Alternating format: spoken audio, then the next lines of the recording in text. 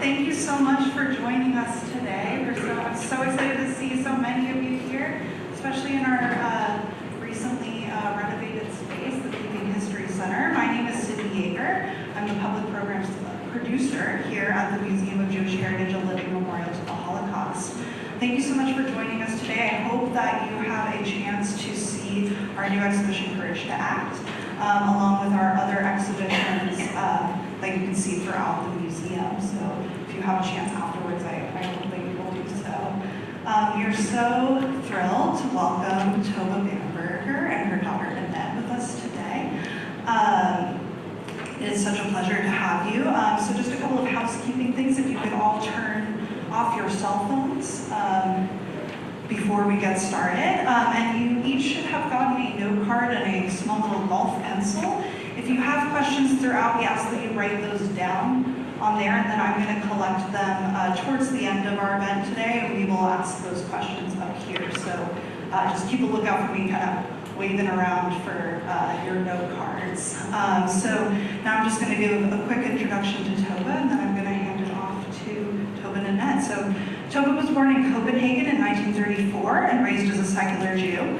When the Germans invaded Denmark in April 1940, life in the country continued largely unchanged until September 1943, when Hitler issued a deportation order for all Danish Jews. Tove's family, along with 95% of Danish Jews, fled to Sweden on a fishing boat. Tove attended a Danish school set up for the refugees in Sweden, and when the war ended, her family returned to their home in Copenhagen. There she married Niels Bamberger, who had experienced the same rescue and returned. In 1955, after Tove's high school graduation, Tove and Niels immigrated, settling in Washington Heights, New York, where they raised 2 daughters. So now it is my pleasure to hand things over to Tove and Annette.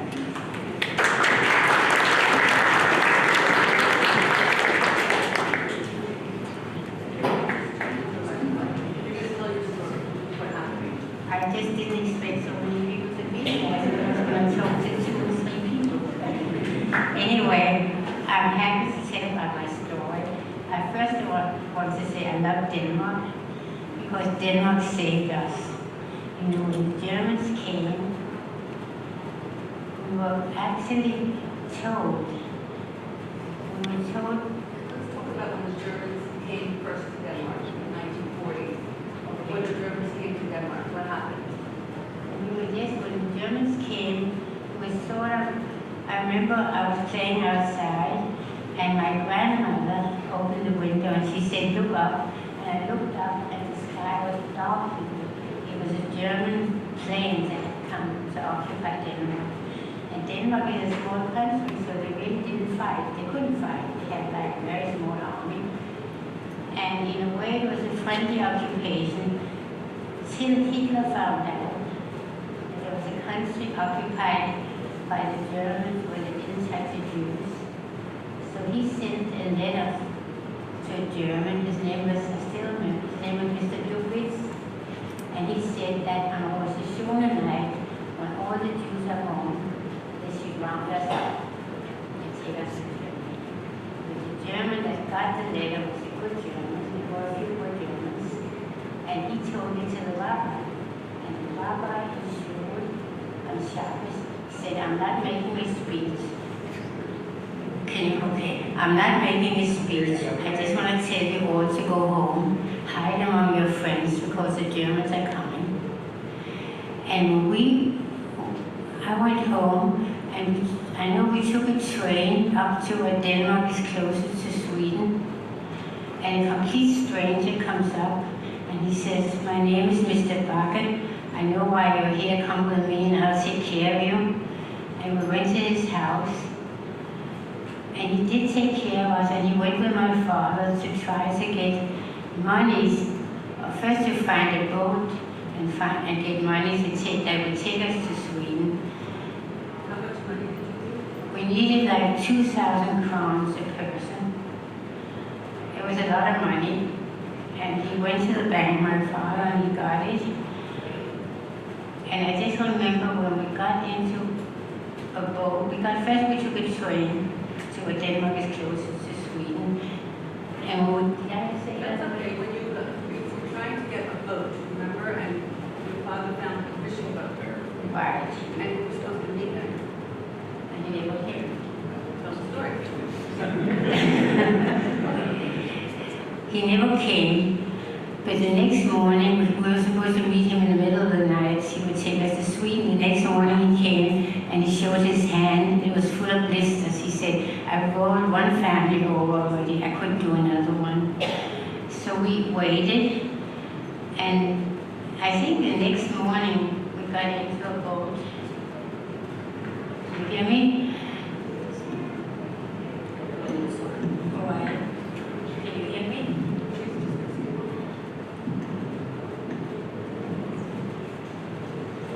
But first we took a train. And then you told us when you couldn't get your boat because the fisherman had blisters all over his hands. Right. Then your father, was he not afraid of walking around in Denmark and looking for a fishing boat? No, because my father's hair was like your color. He didn't look Jewish, and he wasn't afraid. And then one day he came home and said we should be ready, and we were ready. And we went into the boat with What does ready mean for you? What did you have to take with you on the boat? What did you wear? We just took money along and some food along. And I remember a woman who was fleeing with another family. And I remember her putting her foot down in the boat and she said, oh, I forgot my umbrella. And my father put her down and said, we're not going home for any umbrella, we are going to Sweden. And then we sailed off. First we took a train. I told you. No, but you told me that you had to wear 2 dresses. Oh yeah, that's right. 2 dresses and a toothbrush in my pocket. And then when we sailed off, Were you out in the open on the boat? And were you out in the open on the boat, or were you in hiding on the boat? Talk about it. we were hiding on the boat, and I was just 5 years old, I think. And I was just proud that I wasn't afraid. And then when we came midway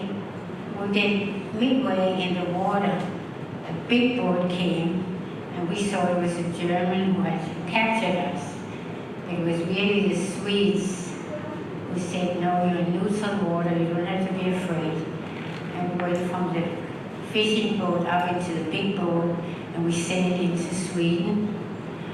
And there we got an apartment, and my father got a job in a bakery, and he would bring food home to us, to the poor Danish refugees. He would bring bakery home, so we had something at night. And I remember it as a very, very happy time, because we knew we were safe, and we didn't realize what was really happening in the world. I don't think anybody knew what was happening. If there had been more people who had been like the Danes, I don't think that so many million Jews would have been killed. I think they would have been saved, but that's why I'm happy. I'm happy that I'm Danish. And I met my husband.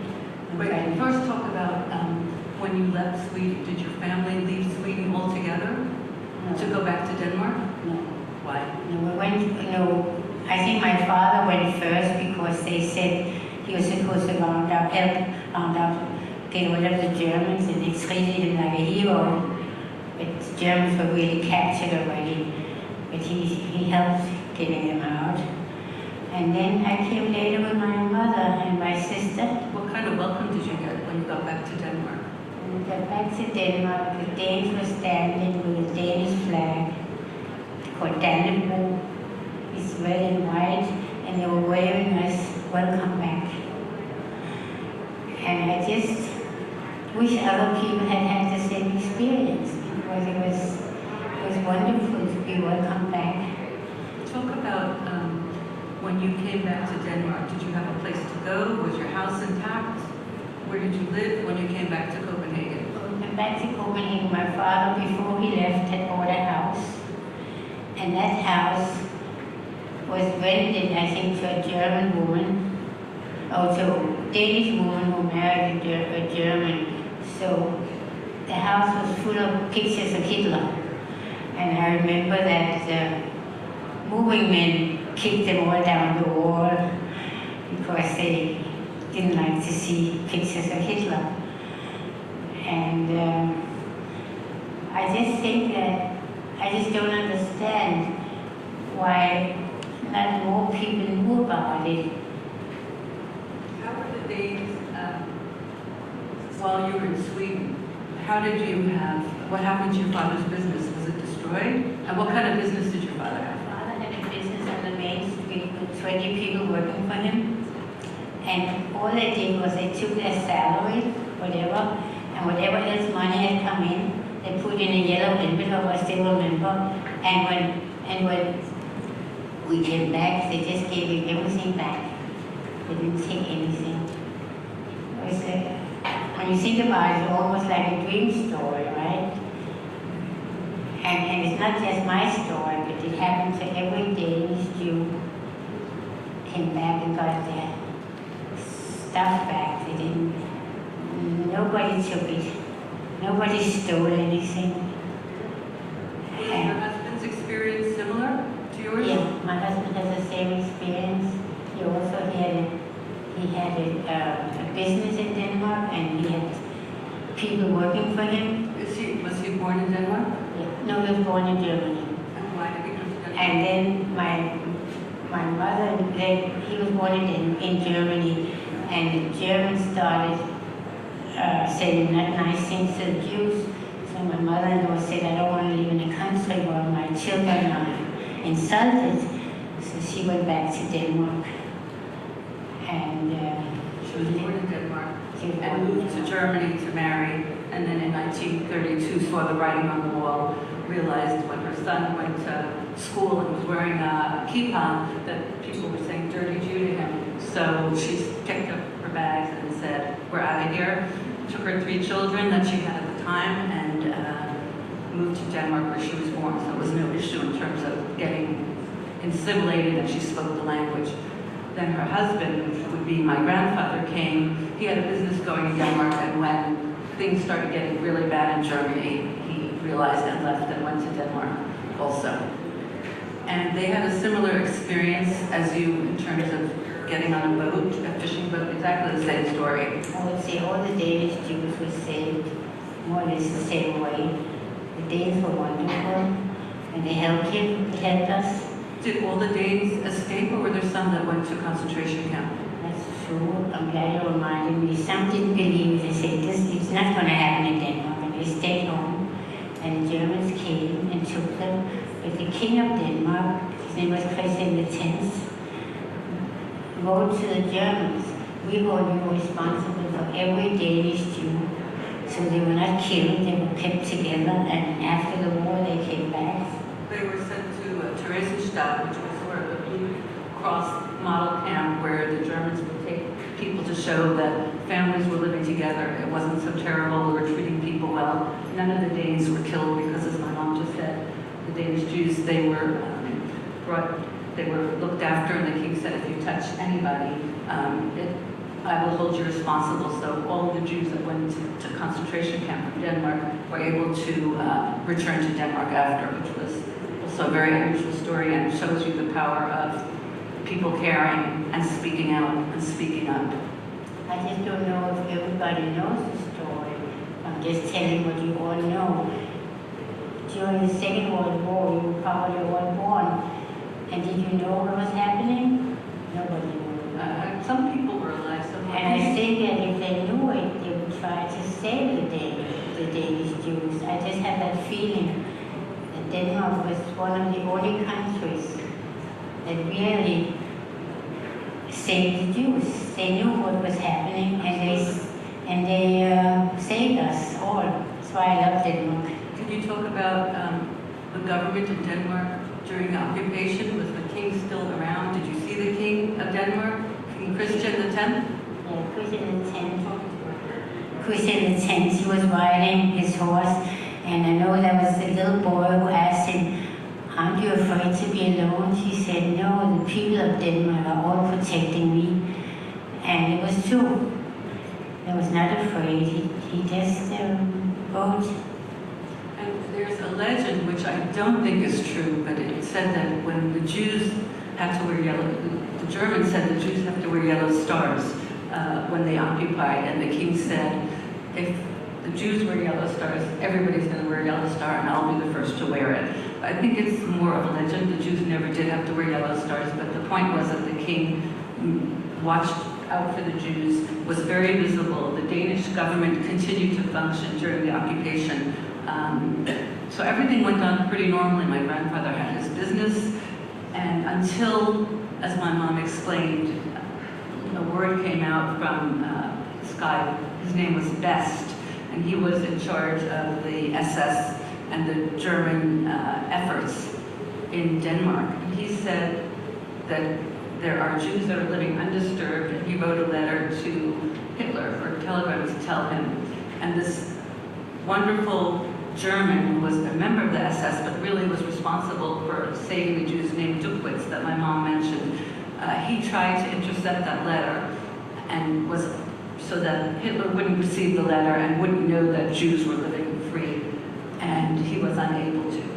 He realized that this is really going to happen. The Jews are going to be rounded up. He tried his best to convince the powers that be that this was a bad idea, that the Danes would not support it, that it would lead to civil unrest, but he was unsuccessful. So he went to the next phase of the rescue, which he went to Sweden and arranged for the Swedes to understand that they were going to be accepting all these Jews, that they needed to set up places for them to live, to set up food for them, shelter, organize Danish schools. So Mr. Duckwitz, who was a German, went to Sweden, and then he secured a lot of visas for Jews to get to Sweden. So he was really a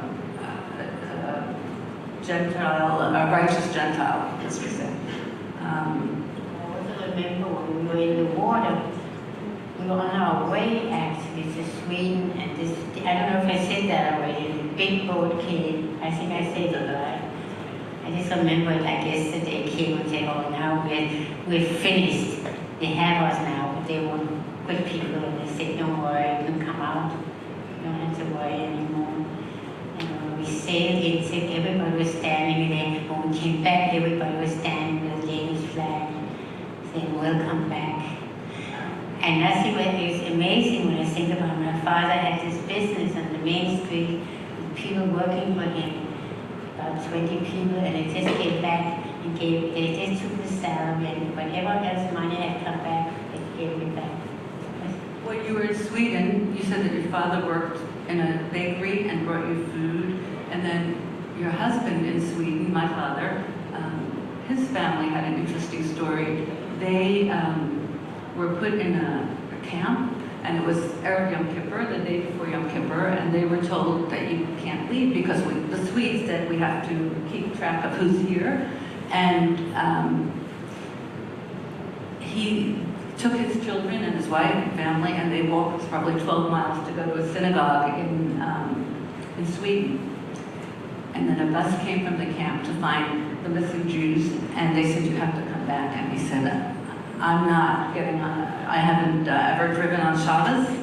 They were Orthodox, and I'm not about to do it now. So he did not, their family did not, and they were not allowed to come back to that camp in Sweden. I mean, it wasn't a camp, but it was maybe a hotel. It was a nice lodging, food, everything, but they were not allowed to come back. So they figured it out and had relatives at Bamberger, and went to Bamberger, stayed with them, got an apartment, and my grandmother started a restaurant, a kosher restaurant there, and at home somewhere in an album I still have the menu from the restaurant. She was a good cook. She figured lots of Danish Jews that liked my cooking, and she had a successful restaurant going. And my father worked for the restaurant also. Remember he told the story about chickens, that he had to bring chickens back and forth to get sold? Well, I know it from you, but I'm just not as on the spot as you. And he said that he was on a Swedish train, you know, everything is quite pristine in Sweden, and he was carrying these chickens that had to be slaughtered to be kosher, and they had their feet out, and they were, you know, voiding on the train, and he didn't score a lot of points that way. That was just a sweet story for him. I just would like to know, did you all know what happened during the World War II? Did you know that the Germans were rounding up Jews? Did everybody know it, or was it, I just don't know.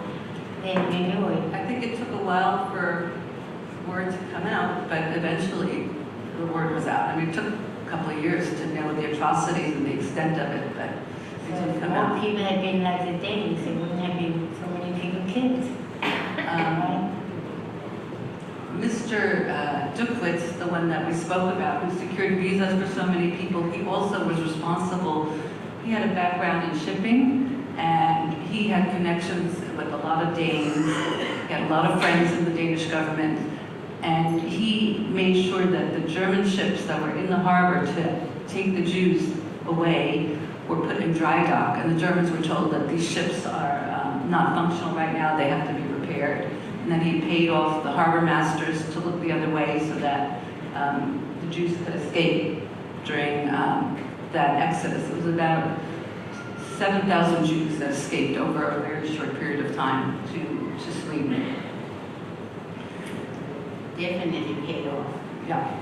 Otherwise you wouldn't have been able to sit here. And we went back to Copenhagen with my husband and our kids and went to that area in Helsingborg. My parents were, my mother fled, and we saw a fisherman there, and he said, yes, his father was one of the people that rowed Jews across. And I believe that the museum, is that correct, Sydney, has a fishing boat now that was taking... I'm here. Yes, I have a boat up in Mystic, Connecticut called the Bird of Three, which was one of the boats involved in the rescue. So if you go into Persian Actors exhibition, we have a lot more information about it. Can you talk a little bit about what happened when you came back to Denmark? How did you meet your husband? Well, now I'm bragging a little because my husband, there was a Danish club in Denmark, and my husband had said, I'm never going to go to that club anymore because there are never any pretty girls. so I came with a friend for the first time to that club. And then his friend called him up and said, Niels, you should come down now. And all of a sudden he's standing there and invited me out. And when we started going out, and I guess I was a pretty girl there. So we, and he was from a religious background. What? I'm sorry.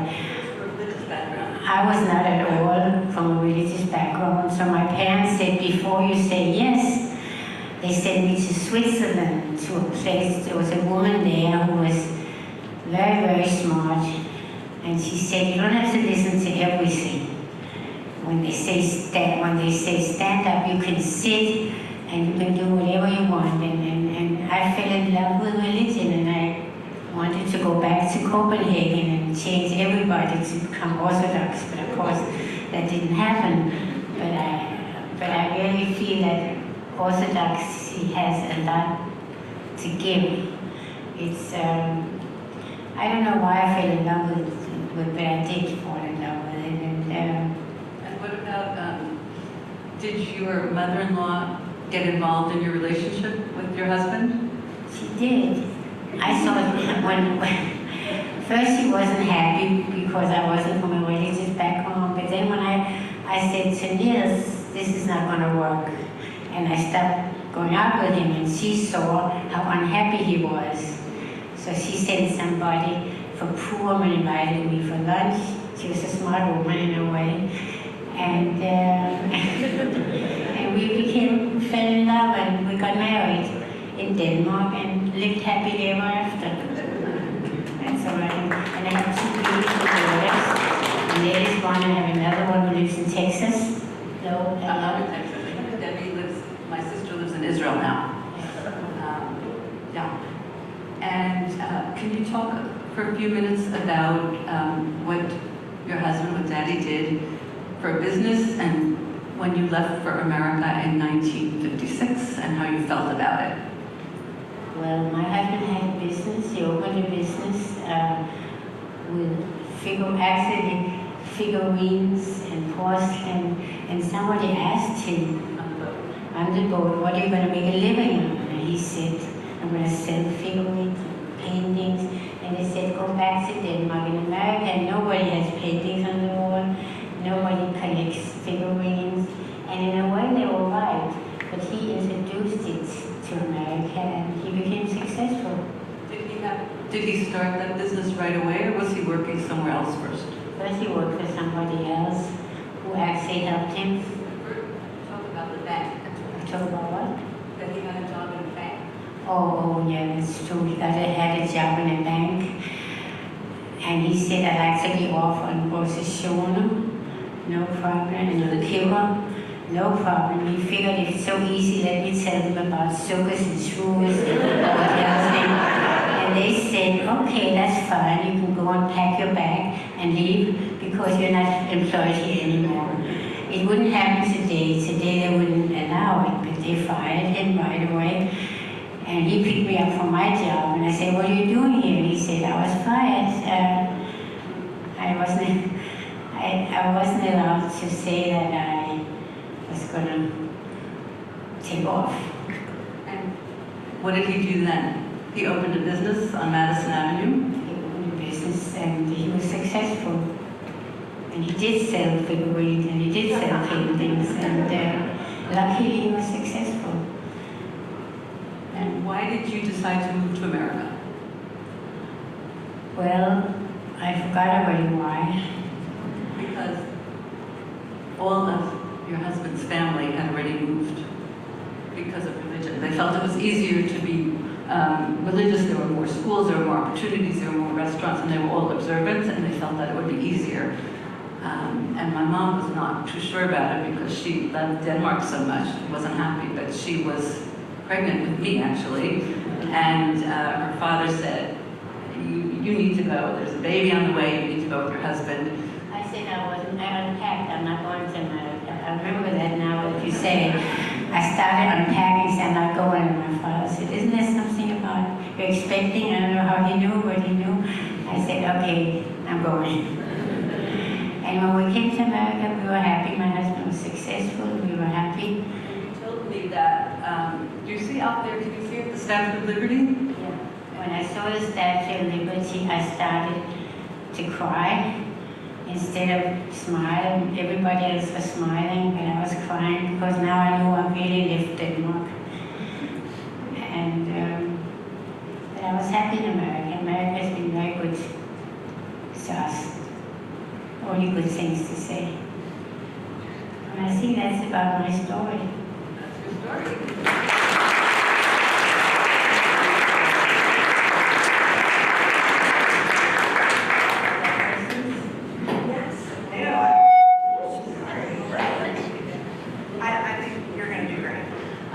Thank you both so much for that. And if you have any questions that I did not just collect, keep a lookout for our tour and we will send them up to me. But I'm going to start with a couple of mine just to get us started. So I know you were really young when you left Denmark, but can you talk a little bit about what life was like for you before the war? From when you were younger? Before the war, it was a very, very beautiful life, happy life. I loved Denmark, I told you, and I didn't know what was happening in the world. And I don't know if anybody knew what was happening. What were you doing? I was in school, I think. Did you dance? You told me you did tap dancing. I did tap dancing, I did ballet, I did a lot of things. Yeah. Tennis. I don't want to brag, but I did. Brag, that's amazing. Did you go to any soccer games for my family's benefit? Didn't your father take you to soccer all the time? Yes. That's why the kids are so involved in soccer in my family. That's amazing.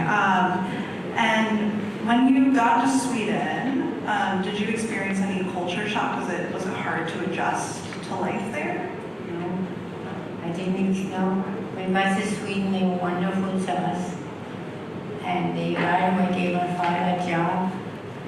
I think I said he got a job in a bank. Yes, but they also had Danish schools set up for the refugees. They had everything prepared because they had gotten advance notice and a warning. And the Danish language and the Swedish language are very similar. So within a couple of weeks, everybody could communicate.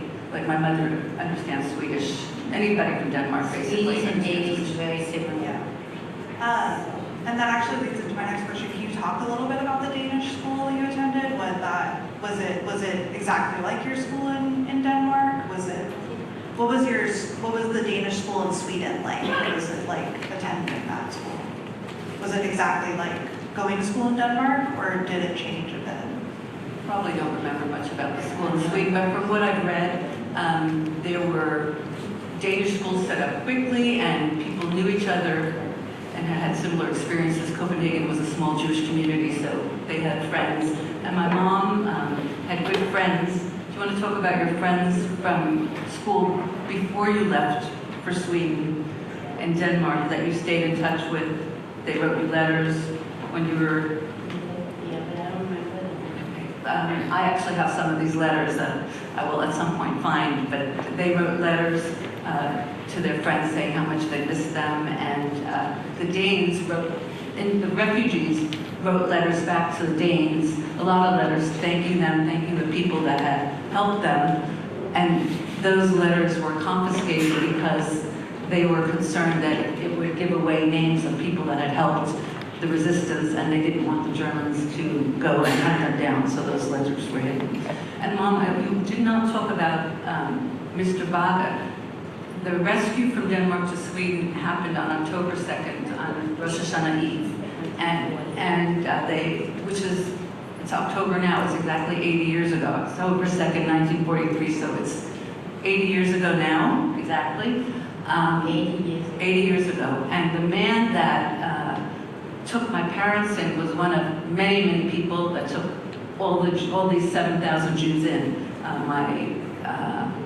My father's parents went to their grocer and he kept them, the guy that they bought their fruit and vegetables from, and they hid them and brought them food. But the man that saved my parents and rescued them, Mr. Bamberger, what did you see when you left, when you went on the boat? You saw him in the window? He was crying. When we left, I will never forget that. So he was afraid we wouldn't get over safely. I mean, he really didn't know us, but he turned away from the window. He started to cry. He was afraid we wouldn't get over safely. And my father, October 2nd, every year would send a present to him to remind him how grateful we were that he saved our lives, and how, and he was scared that we wouldn't come over alive, but we did. It was amazing, Mr. Bamberger. I'll never forget him. Yeah. So moving on to some audience questions. When you were on the boat, you talked about how you were hidden on the boat going to Sweden, but can you talk a little bit about exactly how you were hidden? Were you covered with anything? Were you... We were hidden and we were covered with blankets, so the Germans would find it fishing, they would think we were fish. I mean, they hopefully wouldn't take the blanket off. And I don't know, I think because I was so young, I thought it was exciting, the whole thing. I'm sure that the older people were scared, but I thought it was very exciting. We were saved, and we came into Sweden, and they gave us apartments to live in, and we didn't have to pay anything till my father got a job in a bank. I said that was okay. Can you talk a little bit about the business that your father had in Denmark? Business? Yes. In Denmark, he had a menswear. And I think I told you when we came back from Sweden, they saved everything. They just took his salary and gave it back. He had 20 employees, and it was called Schonbaum, which was a Danish name, but also a German name. But he told me that the name was not removed, that it wasn't vandalized on the store during the German occupation was very benign. The king continued to ride around on his horse. The Jewish businesses continued for 3 years until, as we said, Hitler found out and decided to round up all the Jews. But the Danish government continued to function, and Jewish businesses continued for those years. And my mom taught me how to make hefte in. Do you know what hefte in means? When you sew something, like you sew a button, I don't sew, but you gotta like tie the thread and wrap it around the button a few times and put it under, but you knew that from your father because he was a tailor, right? He had a men's warehouse and was a tailor. And so you taught me that. Amazing that you remember. That's the only domestic thing I do. And then another question, so you talked a little bit about your husband's business, but did his family have any other kinds of business, or was that kind of the family business? It was really my husband's parents' business, and they lived in Germany. He was born in Germany, and when my mother-in-law, I think I said that, heard that her children were insulted because they were Jewish, she said, I don't want to live in a country like that, and then she went to Denmark. So they had this antique business right near their home in Copenhagen, which was in the Jewish area near the synagogue, a very old, I don't know if any of you have been to Copenhagen, but there's a beautiful old synagogue there. And Strade, the main walking street, is right there, and these old little streets, and they had a business there, and my father worked with his father, and then he decided to import all that. He was the only one of his siblings in the business. His oldest brother is no longer alive. He was a rabbi, and he actually was the beginning of the migration of the Bamberger family to New York because he came to study rabbinic studies to become a rabbi at Yeshiva University, wrote back how wonderful it was, and then the rest of the family followed suit. So he was at Yeshiva University in Washington Heights, and the whole family settled in Washington Heights and lived in walking distance of each other. It was very nice. And then his other brother was in the plastics business. Unfortunately, none of them are alive. And his sister worked at Breuer's, and her son is here, Johnny, and his wife Naomi, and grandchildren. And Johnny's father actually was German and was taken to the concentration camp. And then my father's sister, did I say something wrong? Their mother met him and heard that there was, another person here that was German background, and she took care of him, and they got married and had a wonderful family. So Johnny's father was German and is a survivor. All the people we're talking about are survivors. That's amazing. Yeah, that's amazing. And so, you mentioned that when you left Denmark, you were pregnant with Annette, but so both of your daughters were born in New York, or so what was it like kind of raising them in a new country? Well, I was lucky that my husband got an apartment in a place where everybody either were pregnant or just had a baby, so it was very easy. I got good friends. And some of them are here today. Some of your good friends from Washington Heights are they're still here, right? Sherry, Stein, and Leah and Henry were part of my mom's closest group of friends, and they've stayed great friends since then. But it was wonderful living in a neighborhood with young people, and it got over the shock of coming to America.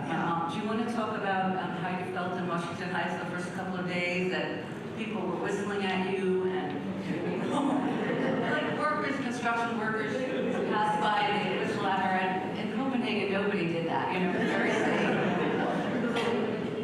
They were whistling at you when you passed by because you were so beautiful. Oh, thank you. Now you said that. Copenhagen is a beautiful country. Washington Heights was a great place to raise an Orthodox family, but it wasn't open spaces and beautiful country. It was a very different lifestyle. So I think you were in a little bit of culture shock in the beginning, but once you had good friends and got involved in the community, you were happy. I was happy there. I first lived with my sister-in-law, and then, can I tell you something that's not so nice? She asked me. I remember we were eating lunch, And then my brother-in-law, Johnny's father, said, would you mind sweeping the floor? And I said, I don't want to live here. I don't want anybody to ask me to sweep the floor. So my husband got an apartment and we moved out, and we were grateful that they took us in the beginning. That's all. Sorry. Was there anything else that surprised you about life in America when you first got here? Was there anything else that surprised you about life in the U.S. when you first got here? Well, I thought that life in Denmark was pretty. It was easier to live there, but except for the Germans. I remember my mom every couple of months saying, what are we doing here? We should go back to Denmark. But Yeah. because your parents were in Denmark and your sister, my mom has a sister who's 95, still in Copenhagen, in Denmark. So I guess we have good genes. So they went back often. We'd spend the summer there. And my father went twice a year to buy merchandise in Denmark. So they maintained a strong connection with Copenhagen. And I know my mom visited a lot and talked about going back every couple of months. I always wanted to go back. But I must say I'm very happy in America. I shouldn't say anything bad about America. I'm happy here. And Annette, this might be a question for you, because I know you've done a lot of research on this topic. Because you talked about the Jews who were sent to Theresienstadt. Do you know of the 5% of Jews who were sent to Theresienstadt or did not make it to Sweden? Do you know how many survived the war? I believe that there were 600 and they all survived. They all survived. And we actually went to Theresienstadt a couple of years ago and saw the camps and saw where they lived. And it was a terribly depressing place, but there was a room with the names of all the people that had died there, but they were not Danish Jews. And I would recommend, if you have more questions about that, there is more information in the exhibition about the Jews who were sent to Theresienstadt from Denmark, so I would recommend checking that out as well. The people that went to Theresienstadt, as my mother said, there were people that didn't believe it was going to happen, maybe lived out in the country and didn't manage to escape or just didn't believe it. However, because it was so expensive to 2,000 crowns a person, some people didn't have the money. So I had just read that there was Danish resistance movement. It shows you the power of taking action. There were a couple of kids in their 20s, and they drove from house to house along where the villas and the fanciest homes on the coast are, and they collected 1 million crowns in one evening and donated that to help ferry, and that was 1,000 people that got ferried across. So a distinct percentage of people. So basically, nobody could not escape because of lack of funds. And another little interesting point is that my grandfather thought that you couldn't take too much money to Sweden. I don't know what the reason was, but he went and bought gold, and he bought 2 gold bracelets, and this is one of them that his daughters wore, and my mom gifted it to me before he left for Sweden. So I know we're kind of coming to the end of our time, and I want to thank you both again for being here with us, but I want to ask one more question, and I think you can answer this too, Annette. We're outside an exhibition that talks about the Danish Rescue, and we just heard all about your story. So what do you hope that people take away from learning your story? What do you hope that people will take away from, what's one thing you want somebody to learn from your story? From my story, you can learn that Denmark is a wonderful country. And how important it is to stand up and help other people because it can make a difference. I actually read an interesting article this morning about a law school professor at Harvard, and he has this class in school, at the first day of class, and he says, you, in the front row there, you, what's your name? She says, Sandra. He says to her, I don't want to see your face, get out of class. shocked. And she got up and left the room. And then he said, Professor says, what are laws for? And people gave all kinds of reasons, social order, prevent violence. And someone said justice, and he said, exactly, laws are for justice. And not a single one of you stood up and said, how are you treating somebody like this? Why? Well, nobody said a word. So the point is to be an upstander, to say something, and to make a difference, because as you can learn from the Danish Gentiles, you can make a difference. And unfortunately,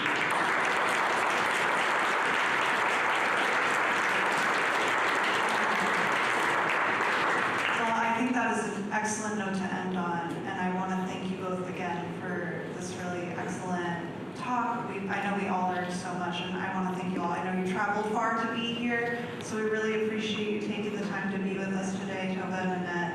And so let's give it up one more time for both of you.